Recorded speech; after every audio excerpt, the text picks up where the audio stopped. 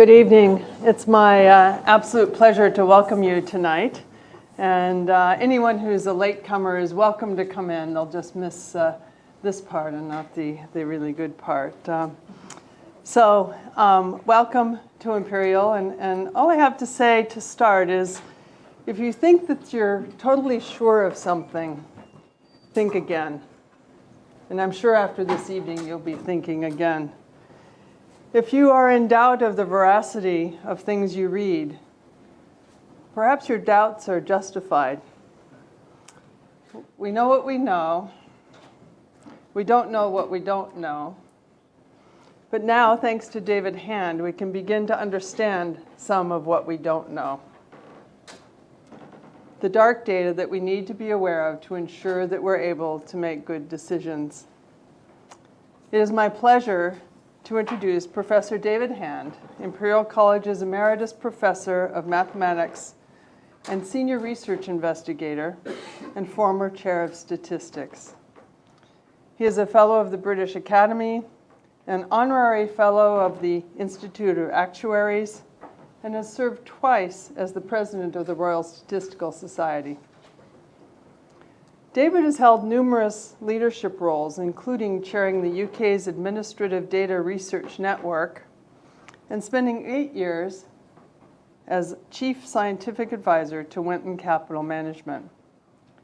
Fortunately for us, David is a prolific writer, having published some 300 scientific papers and 29 books, including Principles of Data Mining, Information Generation, Measurement Theory and Practice, The Improbability Principle, and The Well-Being of Nations. Many of us have enjoyed his books, and they have changed the way we look at the world, and certainly the way we look at numbers, data, and coincidences. I can think of nobody else who can make statistics so interesting, understandable, and pertinent. Please join me in welcoming David Hand to share his insights on dark data.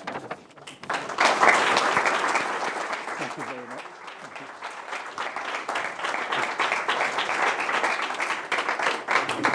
So, thank you very much for those kind words. I thought I should begin this sort of outline, this introduction to the talk at the beginning and tell you what I mean by dark data. But I'm not going to do this by giving you a formal definition. What I'm going to do is kick off with some introductory examples. So, what are dark data? So here's a little story which I imagine that most of you will be familiar with. It's about elephant powder. You're walking down the road and you come across a man putting little piles of powder down the center of the road, and you ask him, "What are you doing?" He says, "It's elephant powder. It's to keep the elephants away." And you say, "But there are no elephants here." And he says, "Yes, it's wonderfully effective, isn't it?" Of course, what he's missing is information on what would happen if he didn't put the elephant powder down. He might then discover that, in fact, there were no elephants to be kept away. So he's missing some dark data. Here's another example which has exactly the same abstract structure as the elephant powder example, but it's much more serious. Over the last few decades, we've witnessed a technological medical miracle. Around the year 1985, which is at the beginning of this graph, about 1.2 million people every year died from measles. By the years 2016, 2017, that number had shrunk to 100,000 a year worldwide because of measles vaccination, of course. Indeed, over the course of this century, about 20 million lives have been saved because of measles vaccination. But now put yourself in the position of somebody now trying to decide whether to have their children vaccinated. 100,000 a year around the world isn't very many. So this person might say, "Well, I've never heard of anybody dying of measles. None of my friends, colleagues, none of my children's schoolmates have died of measles. I think the fear is inflated. I don't think it's as dangerous as you say." Of course, what they're missing is what would happen if people don't vaccinate their children. 25 million lives saved during the course of this century. So again, they're missing the counterfactual. They're missing what would happen if. The same sort of structure as the elephant powder. What would happen if? Here's another example. This one's a classic. This one doesn't actually appear in the book because it's such a classic, and I thought many people would know about it. During the Second World War, Allied bombers coming back from their raids would come back peppered with bullet holes, like in this photograph. The question was where you should put the armour on these aircraft to protect them. The obvious choice is, well, where the bullet holes tend to cluster. But a very clever man named Abraham Wald, working for the Statistics Research Group in Manhattan at the time, said, no, that's quite wrong. What you should do is put the armour where the bullet holes aren't. His reasoning was that aircraft like this, which came back with the fuselage peppered with bullet holes, came back okay. But if the bullets hit the engine compartment or the pilot compartment, those aircraft didn't come back, so you never saw those aircraft. So it was dark data. And my final introductory example is Hurricane Sandy. Hurricane Sandy, October 2012, the second most costly hurricane in American history, $75 billion worth of damage, 200 people killed. But what's interesting about Hurricane Sandy is that this physical storm was accompanied by a Twitter storm. 20 million tweets about Hurricane Sandy were sent. And the thing about Twitter is it tells you what's happening, where it's happening, when it's happening, and to whom it happened. It tells you where you should send the emergency services. Except, consider a community which has been completely obliterated by the hurricane. All the power's out, all the phone masts are down, and so on.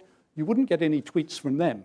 You wouldn't know that that's really where you need to send the emergency services. So again, you're missing a crucial part of the data, the dark data. Okay, now I'm going to take a step back at this point. Every day in all of the media, we hear stories about the power of data. We hear that data plus data science and statistics with algorithms leads to improved understanding and better decisions. And through this, we're able to make better government policies, improve sporting performance, produce more effective medical treatments, gain better customer understanding, make scientific breakthroughs, and on and on and on.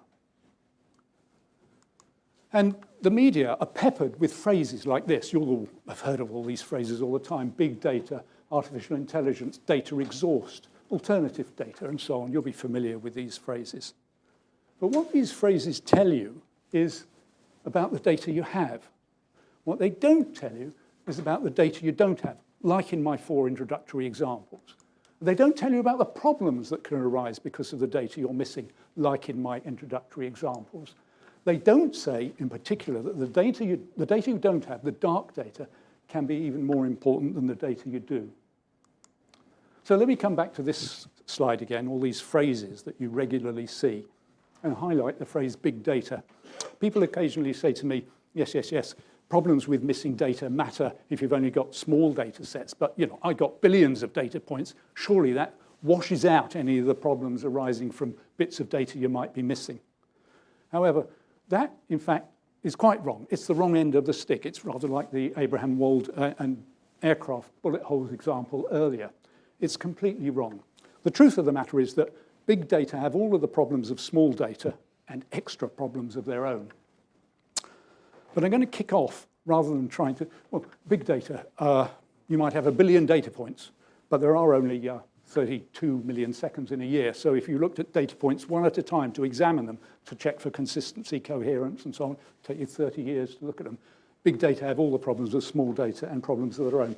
But I'm going to kick off with a very small example, because it's one of my favorite examples. I know some of you have seen this example before. It involves just 7 data points and 7 fatalities. Just one of my favorite examples. And here it is. It's the Challenger shuttle disaster. Some of you will remember this. Others will have read about it. January 1986. What happened with this disaster was that 73 seconds after launch, 9 miles high, it blew up, killing all of the 7 astronauts. And the reason for that, I imagine most of you know, is because the seals around the joints in the booster rocket became less malleable in cold temperatures, and jets of flame leaked out and blew the thing up. Now, the night before the launch, a teleconference between the different organizations concerned with building this mission, a teleconference was held, and they looked at a particular graph, a particular set of data. And here it is. Each of these dots represents a previous shuttle launch. The horizontal axis shows you the air temperature at the launch. The vertical axis shows you that the number of seals, the number of O-rings which had problems on that launch. So quite a few of them. There are only 7 previous launches here. 5 of them had one of the O-rings experiencing a problem. Based on this, they decided there was no clear structure, no clear relationship between temperature and whether O-rings would experience problems or not. Yes, sure, the lowest previous launch temperature, 53 degrees Fahrenheit, 3 of the O-rings on that launch had a problem, but on the other hand, at the previous highest temperature, 75 degrees Fahrenheit, 2 of the O-rings had a problem, so no clear relationship. But statisticians looking at this graph should be immediately suspicious.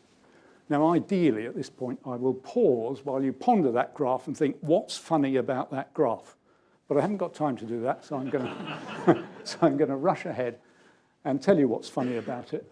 What's funny about it is it seems to show that every previous launch had at least one O-ring experiencing a problem. There were no previous launches when none of the O-rings had a problem, which is pretty odd. These things are clearly very vulnerable if that's the case. And it'd be very odd if that was the case. And in fact, there were quite a few previous launches when none of the O-rings experienced a problem. And what I'm going to do now is add them. They're the dark data on this graph. They're the dark data that people at the teleconference the night before looked at. I'm going to add them now to this graph. They're all down here. So this is on the horizontal axis. No O-rings experienced a problem. And immediately, this changes the picture. Now, there's a very clear relationship between air temperature and the probability that an O-ring will have problems. Quite clearly, the lower the temperature, the more likely there is to be a problem. The higher temperature, the less likely. In fact, if I draw a vertical line at 65 degrees Fahrenheit, every launch below that temperature had at least some problems. Very few of the launches above that temperature had a problem. If I now tell you the forecast temperature at which the launch was due to occur, which is down there, you might have drawn a different conclusion about whether the launch should go ahead. Actually, there's more to this. I, not long ago, came across this letter, which was an internal communication sent within Morton Thiokol, who built the booster rockets, 6 months before the launch. Now, you won't be able to read it from there, so I've blown up a paragraph. Here it is. It says, "It's my honest and very real fear that if we don't take immediate action to dedicate a team to solve the problems with the field joint," which means the O-rings, then we stand in jeopardy of losing a flight along with all the launch pad facilities, as well as the 7 astronauts. So 7 data points in the original graph, 7 fatalities. In fact, there's more than this. This letter was sent 6 months before, and interestingly enough, on the very day of the disaster, long before the report blaming Morton Thiokol and so on had come out, the stock price of that company dropped by nearly 12%, and the other companies involved, their stock price didn't drop. So clearly people knew about it. Dark data, those missing red dots in my graph. Okay, I want to move on to a different example. I want to look at heart disease in Japan and compare it with that in the US. The rate of heart disease in Japan is less than half that of the US. Okay, that's not surprising in itself. Now let's look at the risk factors. One of the risk factors is smoking. And what's interesting is that twice the rate of smoke, the men smoke at twice the rate in Japan than they do in the US. Smoking is not a good factor for heart attack. Another risk factor is high blood pressure, which again also is higher in Japan than in the US. Another one is cholesterol level, again higher, not much higher, but nevertheless higher in Japan than in the US. So we've got 3 risk factors, all worse for Japan than in the US. Now they're probably correlated, but nevertheless. So what's going on? How do we explain the fact that it looks as if things ought to be worse in Japan than in the US, when in fact it's the other way around? How do we explain this? Well, you will be familiar with one explanation. It's known, in inverted commas, to be because of the Japanese have a diet high in fish, and fish have a oil in them which has this substance which is supposed to be protective against heart attacks. So that's the common explanation, the received explanation, which we all know about. But now consider this. Heart attacks are a low-status disease in Japan. They're associated with manual labor, digging roads and things like that. In contrast, strokes in Japan are a high-status disease associated with the sort of labor that all you guys do, the thinking sort of labor. So perhaps it's possible that what might be diagnosed as a heart attack in Japan is in fact diagnosed as a stroke. So perhaps we're, if you like, missing lots of heart attacks. They're sort of dark data in Japan. were they to occur in America, they'd be classified as heart attacks. Of course, if this is true, if there's any truth in this explanation, we'd expect the rate of strokes in Japan to be higher than that in the US, and in fact they are, 50% higher. Now, I'm not saying that this is the sole explanation for why Japan appears to have fewer heart attacks than the US.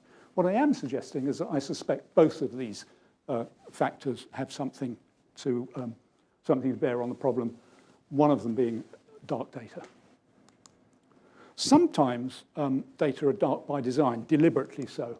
So the UK has an Equality Act, other countries have a similar thing, which basically says people must not be treated differently on the basis of belonging to certain groups, like sex, religion, and so on.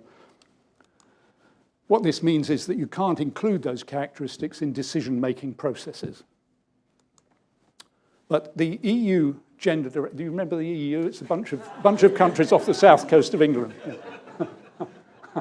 That directive included a clause saying proportionate differences in individuals' insurance premiums are allowed where, and it's focusing on sex, where the use of sex is a determining factor, when there are data showing that the groups differ, that men and women have different risks. Then you can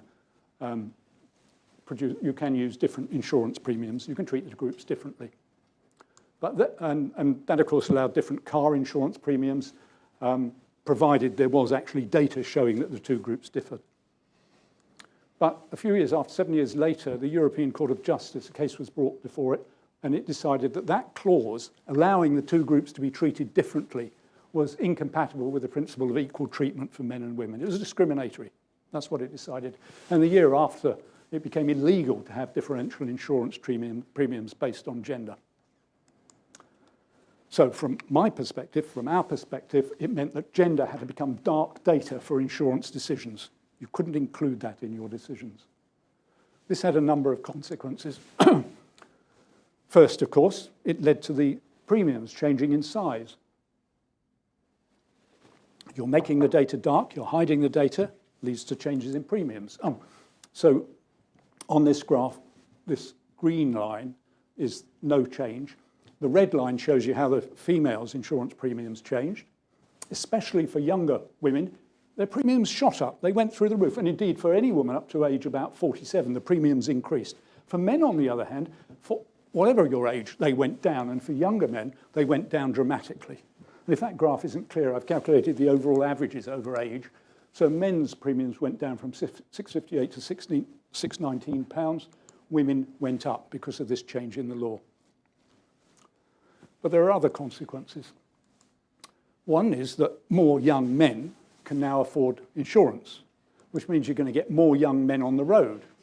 So you're going to get more of the riskier drivers on the road. In contrast, fewer young women can afford insurance, so fewer young women on the road, fewer of the safer drivers on the road. Unless you think at this point that I'm making assumptions about who's risky and who's not, let me give you some figures. In the UK, men cause 95% of deaths by dangerous driving. In the UK, men commit 82% of speeding offences.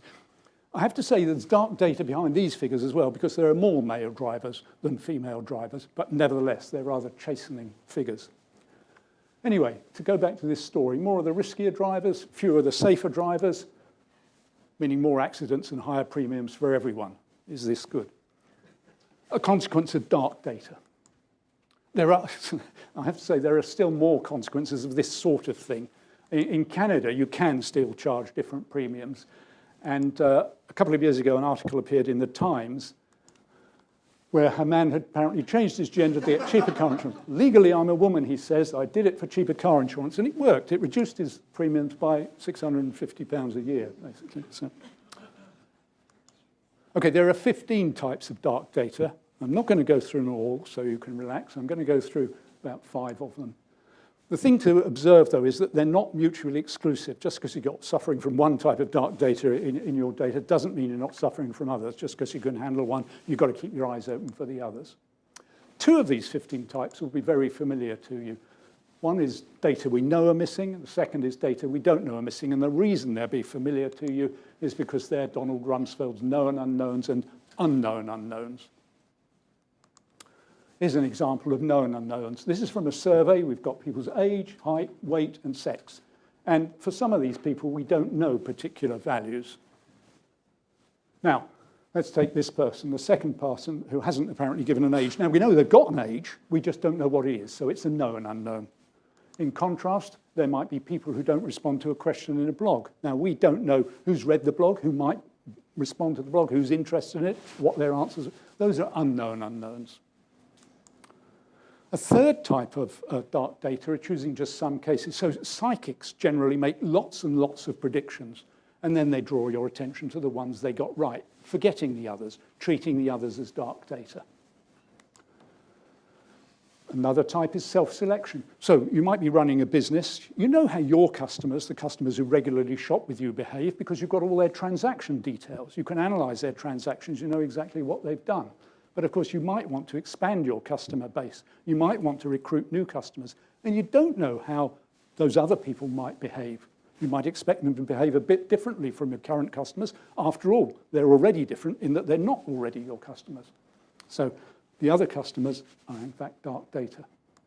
And then a third example, missing variables. This is like perhaps on a survey, you forgot to ask the age or the sex. So you don't know those at all. You're missing all of the details on one particular characteristic. Or perhaps it wasn't time. You can't make surveys too long, or you don't get any answers at all.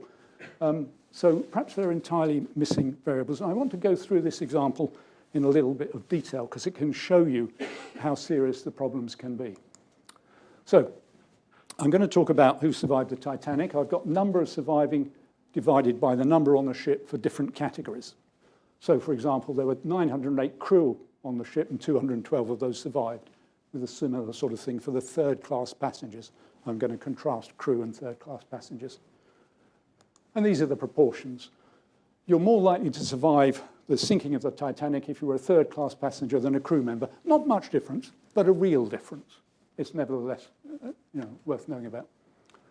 Okay, that's fine. Now let's look at men only. 885 of the crew were male, and 192 of those survived. Similar sort of thing for third-class passengers. And the proportions are like that. So although overall you're better off being a third-class passenger, if you're a man, you're better off being in the crew than being a third-class passenger. Straightforward. Now let's look at females. 23 of the crew were female, 20 of those survived. Similar sort of thing for third-class passengers. And here are the proportions. So for females, you're better off being crew than third-class passenger. Now look at these results. They're a bit odd, isn't it? Overall, you're better off being a third-class passenger, but if you're a man, you're better off being crew, and if you're a woman, you're better off being crew. That's puzzling, isn't it? It looks, I haven't made an arithmetic error, which is the natural first sort of. This result is called Simpson's paradox. It's because of the way we calculate averages. Why it occurs is explained in the book, but I'm not going to explain it now. All I'm going to do is draw your attention to the fact that if you had asked this question, but you were really interested in different versions of the question, like restricted to males or females, for instance, you'd get it wrong. If you want to understand in more detail, as I say, you're just going to have to read the book. But the point there is that if you had treated the sex as dark data, you wouldn't have observed this. You wouldn't have been able to understand what was going on. Okay, so here are the 10 other types of dark data, which I'm not going to go through. Just going to say a few words about odd bits which are relevant. In the context of Imperial College, the so-called reproducibility crisis is particularly relevant. There's been a lot of publicity about this recently. The reproducibility crisis, which says that a lot of scientific results, it turns out, don't look as if they can be reproduced, so they may not be real phenomena, arise mainly because of various manifestations of dark data, like, for example, the selection processes and the file draw effect. This is where you do the experiment and the results aren't very interesting and there's got a lot of time pressures, so you never get around to writing up the paper and submitting it and publishing it in a journal. It just vanishes. And that, of course, induces a sort of pressure towards the more exciting and breakthrough kinds of results, which are perhaps less likely to be true. A similar sort of phenomenon applies to something called regression to the mean, which is also discussed in the book, and p-value hacking, where you trawl through lots and lots of results in your data until you find some which are significant, if you like, and you're bound to do that if you keep looking for long enough in any big data set. There are consequences which are perhaps surprising here, and one is that the more prestigious the journal, the more likely it is to contain false results. And this is true. People have actually investigated this, and it turns out that that's right. Results are more likely to be withdrawn because it has subsequently turned out that they were mistakes. So what do we do about dark data? What we do essentially is try to shine a light on it, to continue the sort of metaphor. Now, I have to say I've got one slide telling you what to do about dark data, and the reason for that is, and most of my slides are about the problems and the dangers, and the reason for that is because obviously I want to alarm you, make you very worried, so you go out and buy the book so that you discover what you do about it. Basically, you use what you do know about what you don't know. So for example, and a useful categorization, not the only things you can do, as you will see, but a useful thing you can do is divide the missing data, the dark data, up into various categories. One is it's missing for reasons related to the data you have got. So for example, very topical at the moment, imagine a storm damaging weather instruments. You've got an anemometer spinning round measuring the wind speed, and you look at the graph of it and it's getting faster and faster and faster and faster, and then it stops. Well, it might be legitimate to assume that the thing just got blown away. The value is so large that that's why it's not being recorded anymore.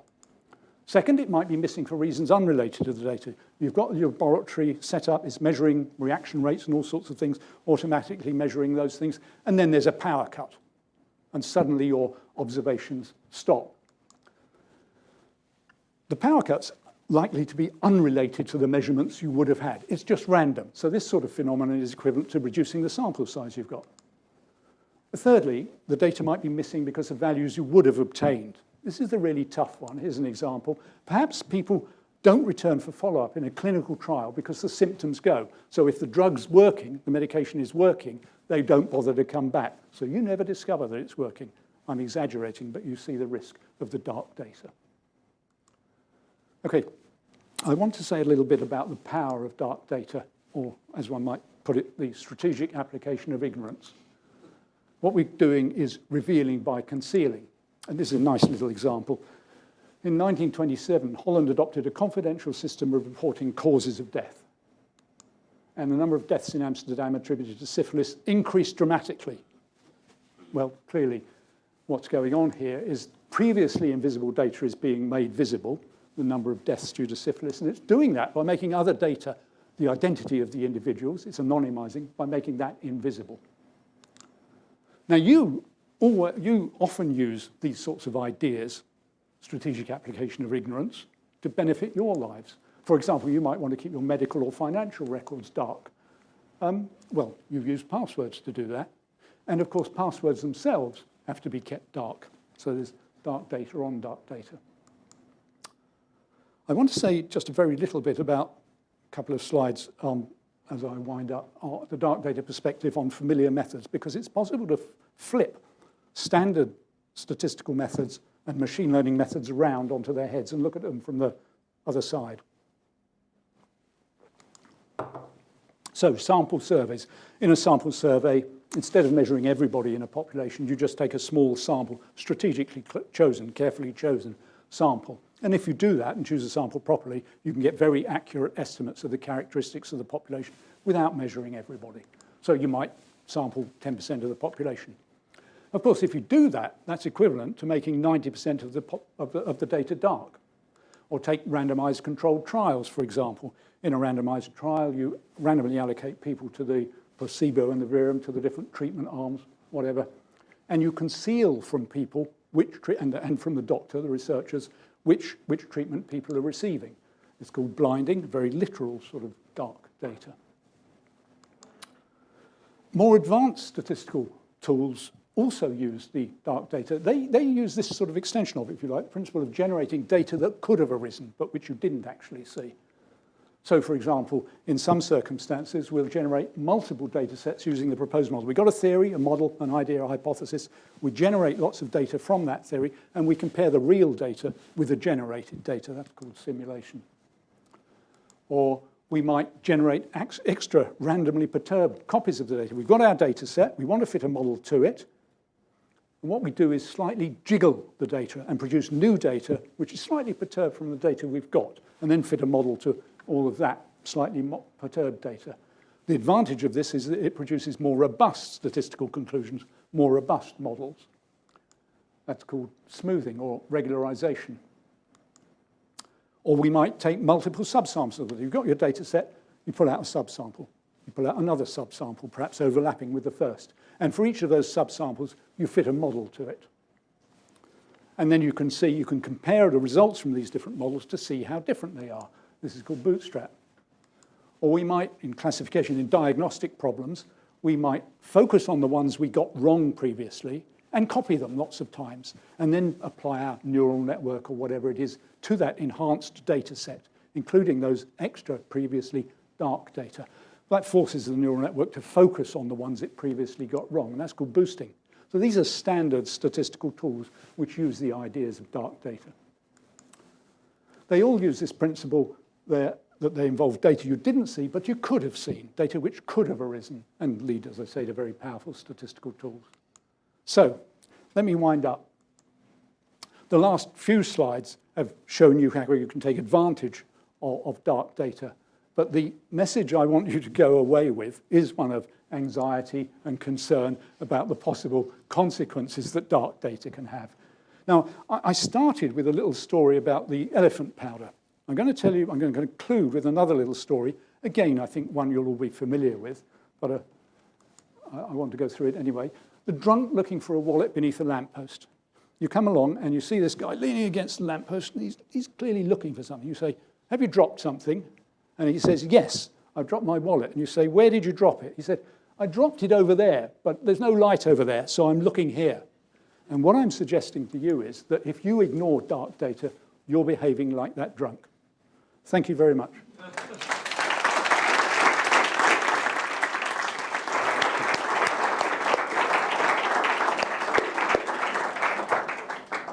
David's agreed to answer questions and hear your examples and stories of dark data.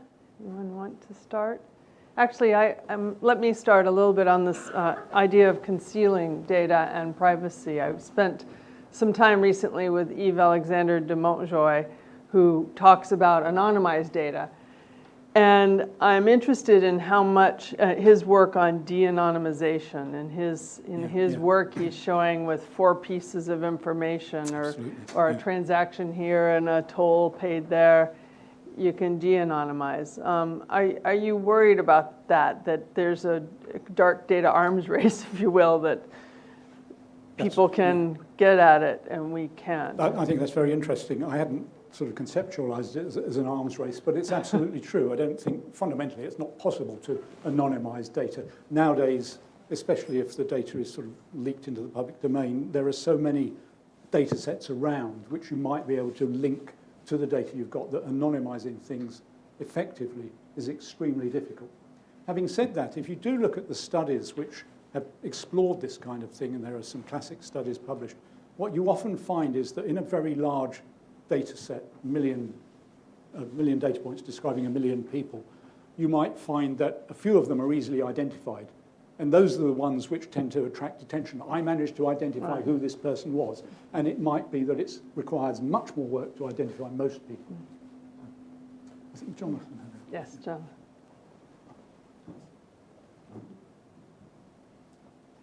Thanks, David, for a fantastic lecture, incredibly interesting. So I'm fascinated by the space shuttle example, which seemed to me an example that if the data is dark, you end up making a really bad decision. On the other hand, the syphilis example, if I understood it correctly, is where if the data is dark, you actually get more information about people because people application of ignorance. People are more willing to disclose the information. So, do we know in general when dark data is a good thing and when it's a bad thing? That's a very good question. No. That's a good answer. Well, I think it's so context dependent. I suppose it's a good thing if you're trying to preserve anonymity for some reason and you're talking in a sort of human context. But I think in general it will be so context dependent that it will be difficult to make general sort of statements. Yes, you mentioned psychics hiding the unfavourable cases. Perhaps a more relevant example here would be pharmaceutical companies only publishing the favourable clinical trials. Are there statistical techniques to detect cheating on the part of large companies? There are statistical techniques. There's a whole area of statistics concerned with fraud detection and trying to detect cheating of various kinds. Yes. Cheating of concealing data. And concealing data, yeah. I mean, detecting, as it were, unknown unknowns is much tougher than sorting out known unknowns, obviously. But there are techniques. You might identify problems with the distribution. The distribution you might expect for other reasons from other sources to have a particular form, and maybe it doesn't have that form, which would arouse your suspicion. Or, for example, I don't know if you've come across something called a funnel plot in clinical trials, where basically the more inaccurate results tend only tend to appear if they show that there is an apparent effect. So there's a sort of bias towards an apparent effect. But you can see that because there is a sort of gap in the data when you pull together lots of studies. So there are techniques for doing this. In the particular context of clinical trials, of course, the industry is aware of these potential problems. And there's been a big move over the last few years to require people to register their trial before any results come out. So there isn't a question of them hiding results if they don't go the way they want them. They've got to publish them. I would like to just make maybe a comment or a question. There is a. I'm not sure the mic's working, actually.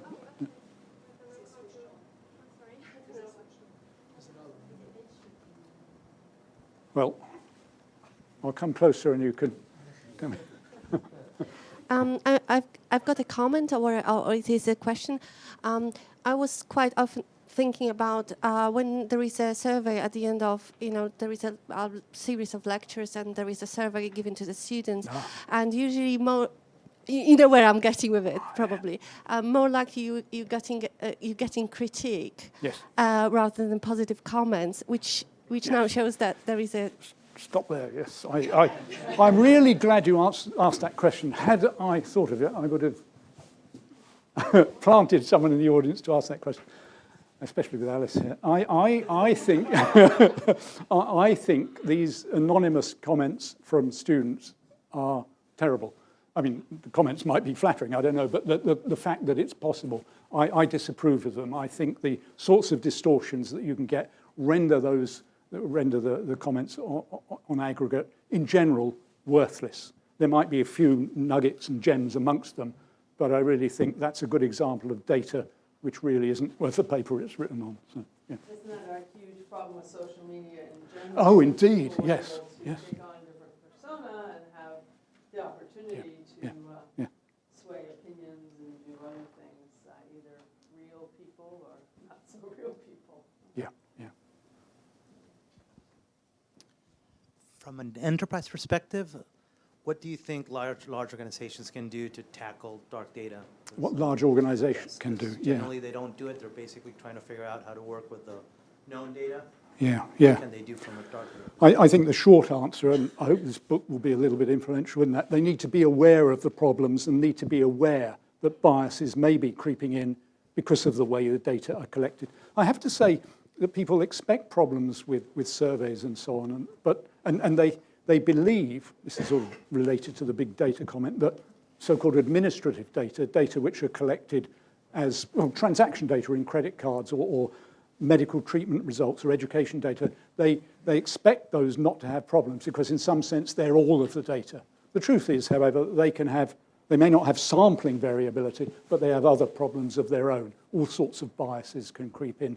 And I think organizations need to increase their awareness of the potential risks. And of course, it's in their interest to do so, because if they're drawing wrong conclusions because their data is distorted or biased in some way, that's not going to benefit the success of the organization at whatever it's trying to do. So it's in their interest to confront these problems. Hi, great talk. I was just wondering about most of your examples, that there's some kind of underlying causal model or something that would potentially explain, what's really going on. But I was wondering whether you thought that just statistical techniques alone would be able to solve the problem, or really you need to get some kind of causal model, or and what your thoughts about how we could better do that. I'm sure that in some cases, if you've got a reliable, trustworthy, and you're confident about it, causal model, then yes, you can, I do talk a bit about causality in the book, then you can try to tackle these issues using that. But I think in perhaps the vast majority of situations, the understanding, the data and so on, aren't robust enough to support a causal model, so you have to rely on other techniques. You mentioned in your remarks that the more prestigious the journal, the more likely there's false data underlying the conclusions. Could you expand upon why that might be? Yeah. Okay. So people like to publish in more prestigious journals because it enhances their career and reputation and so on. So if they've got a particularly exciting result, they're likely to say, well, I was going to go to this journal, but wow, people are going to be interested in this. I'll try this journal. And of course, the prestigious journals maintain their reputation by publishing the high-profile, exciting results. The fact is, however, that an exciting result is probably a result of two things coming together. One, possible real effect, and two, random effect. And the larger the random effect, the more likely the combination of these things is likely to be, so that the extreme results are, in large part, probably due to larger than average random effects. So that's the way this sort of mechanism drives this phenomenon. And as I say, it's not just me saying this. There have been studies of this effect, and the more prestigious journals do tend to have more false results. Was that published in Emeritus? I can give you the reference. Will there, in any given problem, there's always going to be dark data, because you cannot have infinite amounts of information and data to make every possible decision. So sort of given that's the landscape you have to work in, how do you know, or how do you get confidence that the decision you're making has enough data to be able to have degrees of confidence around it? Yeah, that's a very nice question. Yeah. Again, I suppose the answer really is very context dependent, but it will be by being aware of the ways these problems can arise, the sorts of things that you need to look for, and probably being aware of other conclusions in the space that other people have reached. Is yours different from that, and so on? But I think really, I've sort of arrived at this conclusion while writing the book, being aware of the different ways these problems can arise, so that, if you like, you can have a sort of checklist. You know, am I missing data because of this? Has this distortion occurred while the data were being collected, and so on? But you're right. You can never guarantee. Absolutely. All you can hope for is that amongst the infinite data that you haven't got, that what you're missing isn't distorting the results. Yeah. Hi. Oh, is this working? Yeah. The strategic application of ignorance is really interesting, and it struck me how useful that could be for lots of social justice elements, so protected characteristics obviously playing into that, but lots of policy applications around migration status and that kind of thing, the things we need to hide to have a better outcome for people. And I wondered if you had further thoughts on the beneficial application of it and areas where that could happen. In social contexts, well, I have some more examples in the book, and I think I'd have to sort of say, look at the ones there. If you've got other areas where you think it might be applied, let me know and we can talk about it. Yeah. Emily's my daughter. Normally, my wife and daughter ask really tough questions, which put me on the spot. Behind you there. Thank you for the great talk. You mentioned the dark data merely generated from the what we know that we don't know, or we don't know what we don't know. Is it possible from another category, such as what we don't know we know? Yes. For example, in the current outbreak of the new coronavirus, as time goes on, it turns out that some information, some data was concealed or ignored, sometimes overlooked.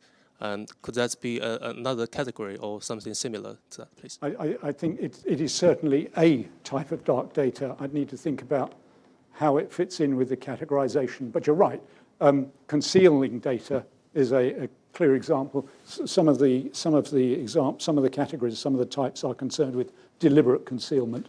But coronavirus also has another kind of dark data, and this is that the symptoms don't become apparent until some time after you've got it and you've been disseminating the disease.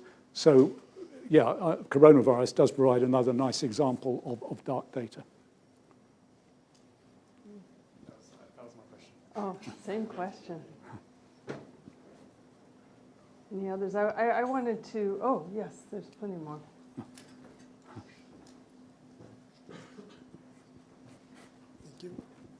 Hi. So the example that you gave on the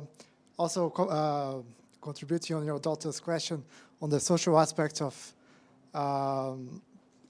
decision making. So especially in the case of the car insurance, one thing that I was thinking about is that gender is also correlated to many other variables. Oh, yes. So, Yeah. so even if you don't consider gender in your actuarial calculation or anything like that, maybe you're going to consider other things like weight and height or something like that.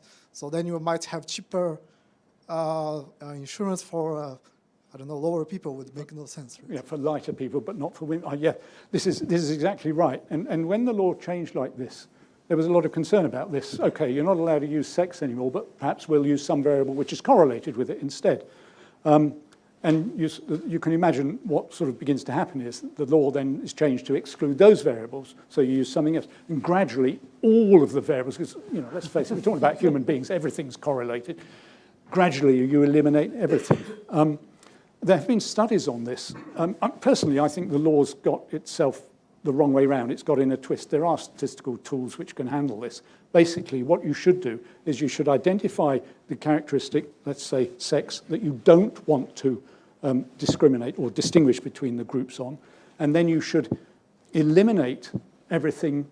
You should build a model involving all of the variables, including sex, and then you should make your decision in the space orthogonal to sex. That will cut out all the bits of the other variables which are correlated with sex, but not the extra bits which might themselves be useful in distinguishing between the risk groups. So it would eliminate sex, but not the others. But that's a little bit complicated. The real problem is that there are 20 different definitions of fairness and discrimination, and you can show mathematically that they can't all be right. They're contradictory. So if you adopt one, you're contravening this one. You know, that's life. So non-statisticians, I don't know, lawyers have to decide, or politicians have to decide which definitions they want to adopt. That's a good question. Oh, there's a microphone already. Okay. Sorry. Sorry, David. One of the things I don't think you considered really was the fact that your dark data problems are going to evolve. So, for example, you mentioned supermarket transactions. If you look at supermarkets are now not what they were 5 years ago. A better example possibly is fraud. So how do we, on top of all the other points that people have made about recognising which data are dark, what we have, what we don't have, how do we cope with the fact that some of these things are changing rapidly over time? One of the types of dark data I talk about is dark data arising from the fact that things change. You might have a definition which is perfectly fine and it's no longer valid, or the nature of the data is such that it no longer applies. And I think that's a real issue. I mean, I think it's too big to address sort of here, as it were, but it is something which is a very real issue, yeah. So, not a very adequate answer, but, you know, it's a tough problem, yeah. Thank you, David. It's a fantastic talk. I just wanted to come back to the comment you just made about eliminating gender, say, from insurance premiums and getting rid of everything else that correlates with it. Because, of course, what's going on there is a piece of dark data underneath all of the stuff that's used in insurance, which is someone being a dangerous driver, for which we don't have a piece of data, but we do know gender aligns with it. But there's an argument for saying, well, you shouldn't discriminate on that basis because it's not the same thing, and there are some men are safe drivers, even if they're relatively rare. Apparently, yeah. And so the argument that you then shouldn't use anything that correlates it. For example, if you were using telematics data, and you could in fact find somebody who brakes very late round sharp corners at high speed, and that correlates very strongly with being a man, and is also it tends to correlate with causing accidents. That would be an entirely legitimate thing to do. So I just wanted to just come back to you on that point and just sort of say, you know, these are difficult issues, but often it's because the thing we really want to understand, we just haven't got in our data. And how do we think about that? Yeah. I know. I think that's right. I personally think the right way to approach that is to measure lots more things, get lots more data on individuals, and use that to construct your model so that you're getting, if you like, a more accurate estimate of the probability of having a crash for this individual. Well, pretty soon your car will be telling on you, won't it? I mean, that's like the surveys on diet, and now the breakthroughs in urine tests we have that you can tell actually what people have been eating, and you see the discrepancies between self-reported diet and the measured outcomes. So self-reporting has. I talk about that in the book. That apparently, if you look at, as Alice says, if you look at the data on what people claim to be eating, the number of calories they've been eating has been going down over the last few years. It's reached such a stage that we wouldn't be able to, we're not consuming enough to live, in fact. But if you look at what's happening to weight over years, the average weight of the population is going up. There's clearly a discrepancy, a dark data discrepancy, exactly as Alice says, yeah.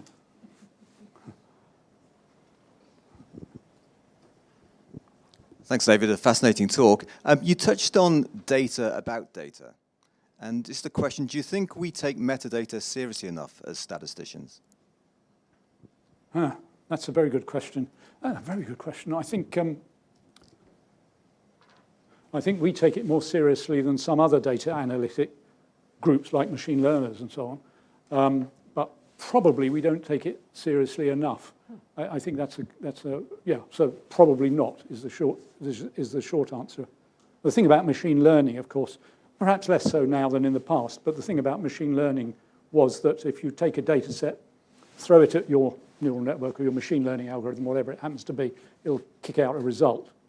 And because of this, because you could always get results, the machine learning community used to be less worried about the quality of the data, the sorts of biases and distortions I've been talking about, than statisticians. But I think things are gradually changing as the two disciplines sort of become closer, more closely intertwined. But yes, maybe even statisticians don't pay enough attention to metadata. I noted in the book you talk about the census, and actually if you are a worker in the census and you sit on a curbstone and make up the data, you usually get caught.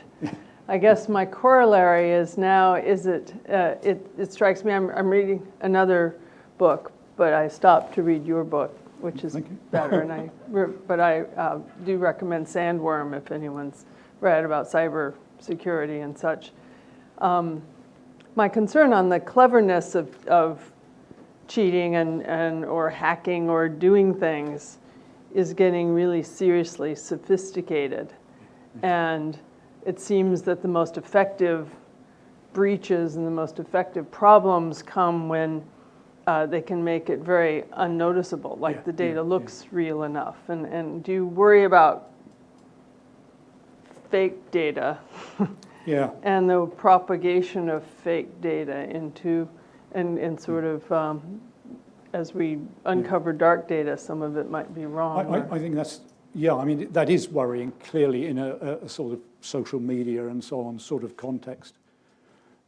Where I've mostly come across fake data is in contexts. For example, scientific fraud. I've been on a number of panels investigating allegations of scientific fraud where it has been alleged that people made up the data or copied the data from somewhere else or whatever. And certainly, if people try to make up data, you can often detect that. There are tools.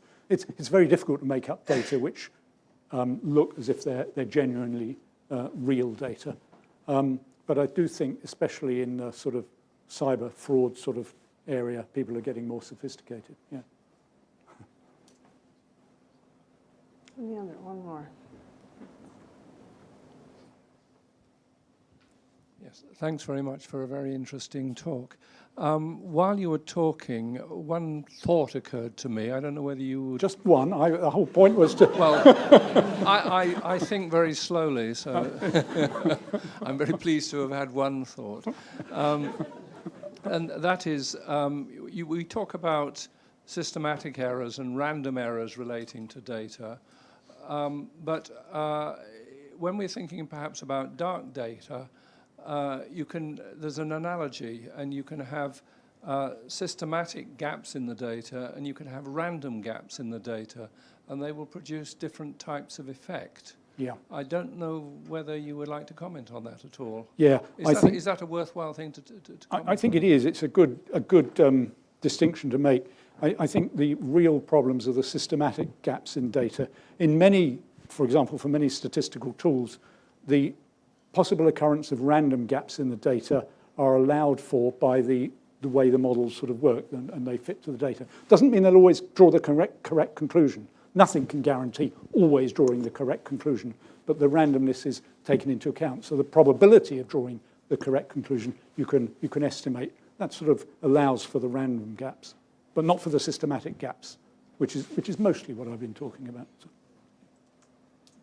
So I'm honored to be able to introduce Sir Adrian Smith to give a vote of thanks, but I'd like to first thank you, one, for such a wonderful presentation and discussion that we've all become very engaged in, and also to you and your publisher for making the book available to us with such a discount, part of the price darkened for us, and so we're very grateful to you. But I'm really pleased to welcome Professor Sir Adrian Smith back to Imperial College London, another esteemed statistician with a great deal of leadership experience, including leadership roles here and at Queen Mary and University of London, and now the Turing Institute.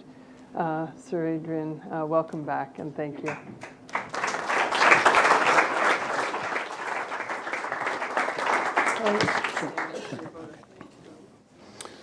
Well, thank you very much for having me, and it's a great pleasure to have the opportunity for 5 minutes or so to say nice things about David. We've sort of lived lives in parallel for quite a long time. I won't say how long, but that's the reason he's so wise. It's been quite a long time. Both in research, things that give background in commerce applications, but we sit together on a thing called the UK Statistics Authority, which has a role, in some sense, of trying to oversee propriety in the production of data and statistics, and I think gives us both a lot of experience and ammunition in the dangers of this world. In the context of my role in the Turing Institute, it is the National Institute for AI and Data Science, and AI and data science implicitly don't exist without data, so I have a keen interest in all the issues that David has referred to. Some time ago, those who read 19th century literature, I think H.G. Wells once said, a long time before it had real meaning, that one day, the way the world was going, statistical literacy would be an essential prerequisite to be an honest and decent citizen. I think we now have to update that, and I think data literacy maybe is the next step. Now, David's talked a lot. We're in an academic setting here. This is not an arcane academic issue. It's an issue of considerable interest and growing interest, both for the public and in government. And just this morning at the Crick Institute, next door to the Turing Institute, the Committee on Standards in Public Life introduced a report which was entitled AI and Public Standards. And whenever you say AI, implicitly, of course, it is to do also with data and with algorithms. The AI Council that I'm a member of, which is set up to advise government on what are the really high-level things that government has to take an interest in from the point of view of policy and oversight.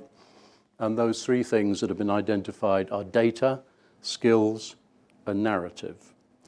Internationally, I have been representing the Royal Society, first with the UK, the US Academy of Sciences, and a planned meeting later this year with the Chinese Academy of Sciences, is can we agree on some kind of basis, common basis internationally, for standards and principles in thinking about all these kind of issues that David has raised. You see, in the world of official statistics in the UK, David and I have been involved in the emergence development of what's called a code of conduct, trying to say, is there a professional set of standards around this stuff? And I think the kind of thing that we're talking about here sets absolutely new challenges for what do we mean by standards? Can we have codes of conduct? So the book has a terrific range of examples in it, but there's a particular taxonomy which is interesting. At one point he talks about whether dark data is unintentional, it's strategically organized, or intentional. And in terms of the strategic thing, you didn't talk about it tonight, but the interesting thing of dark data which is deliberately adversarial. I mean, we all know the little algorithm of fitting a straight line, which is one of the simplest algorithms in the world. But if I have 1 billion data points here and 1 over there, you know where the line will go. So we can manipulate the algorithm to tell us what we want. What's perhaps lesser known, unless you're into AI, machine learning, and imaging, is that if you take training algorithms to recognize images, for example, an image of a gorilla, if you take 1,000 by 1,000 image, that's 1 million pixels, with as little as manipulation of 300 or 400, you can change the interpretation and say it wasn't a gorilla, it was a toaster. So the adversarial potential of dark data, dark in the usual meaningful sense of dark, is incredible. And I think the other thing going forward, a lot of what I'm saying is where do we go from here?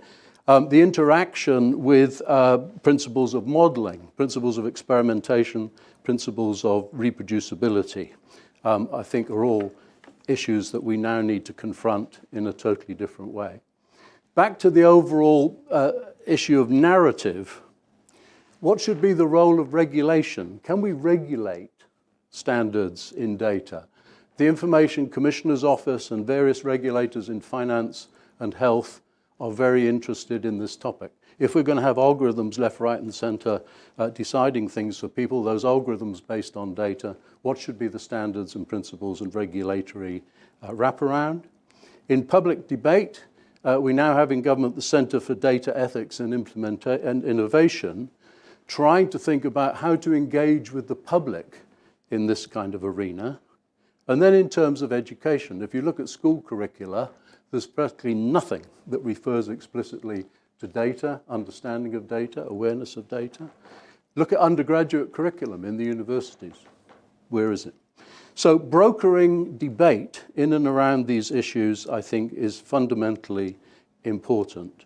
And I think no better starting point than this wonderful book. So on behalf of us all and the general public and the world in general, thanks to David and thanks to Imperial for hosting this event. Thank you very much.